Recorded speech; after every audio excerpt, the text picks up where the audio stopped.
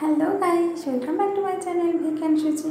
আমার চ্যানেলে তোমাদের সবাইকে স্বাগত জানিয়ে আজকে আমি আমার ভিডিওটি স্টার্ট করছি। প্রথমেই বলে রাখি, ভিডিওটি একদম শেষ পর্যন্ত দেখবে, আর ভিডিওটা যদি ভালো লেগে থাকে তাহলে একটা লাইক আর কমেন্ট করে দেবে, কারণ তোমাদের লাইক কমেন্ট পেলে আমার ভিডিও বানানোর ইন্সপিরেশান বাড়ে। তো অমাবস্যাতে আমলুদ খেতে হয়, আমরা সবাই জানি, কিন্তু আমার পুত্রকে কোনো মতেই আমলুদ খাওয়ানো যাচ্ছিল না। তাই আমি ভাবলাম যে চলো ম্যাঙ্গো শেক বানিয়ে ফেলি। আর এই গরমকালে ঠান্ডা ঠান্ডা ম্যাঙ্গো শেক পেলে ও তো আইসক্রিম বা এরকম ঠান্ডা জাতীয় জিনিস খেতে খুব ভালোবাসে, সহজেই খেয়ে নেবে, তার সাথে আমরাও খেয়ে নেব। তো আমি 1 প্যাকেট রেড কাউ দুধ নিয়েছিলাম, সেটাকে ভালো করে জাল দিয়ে ওটাকে ঠান্ডা করে নিয়েছিলাম। আর এদিকে 2 বড়ো সাইজের এরকম আম নিয়ে নিয়েছিলাম। আমগুলো না ভীষণ জুসি ছিল। আমগুলোতে ছিপড়ে না থাকলে আরও ভালো হতো, বাট একটু ছিপড়ে ছিল, কিন্তু অসুবিধা নেই, যেহেতু এটা মিক্সারে যাবে সবই একেবারে গুঁড়ো হয়ে যাবে, কোনো ছিপড়ে কিছু থাকবে না।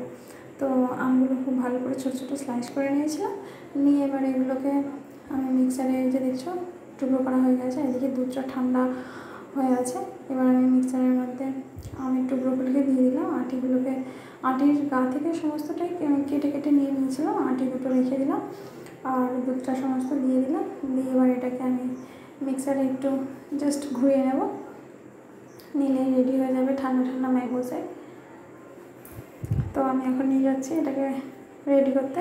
হয়ে গেছে। এবার আমি আমার বাটিতেই ঢেলে দিয়েছিলাম, আর এটাকে আমি এখন একটু ফ্রিজে রেখে দিয়েছিলাম প্রায় 1 ঘন্টা মতো। টিফিন খাওয়ার পরে এটা বানিয়েছিলাম, আর ফ্রিজে 1 ঘন্টা মতো রেখে দিয়েছিলাম।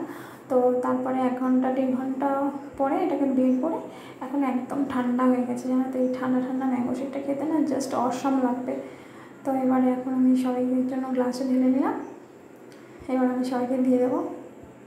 আর ওদিকে আমার ছেলে দেখছো নাচানাচি শুরু করে দিয়েছে, ওর রিয়াকশানটা দেখো, বুঝতেই পারছো তোমরা কেমন হয়েছে। চলো এবার আমরাও টেস্ট করি। সত্যিই বলছি খুব সুন্দর টেস্ট হয়েছিল, আর এই গরমের মধ্যে উফ অসম।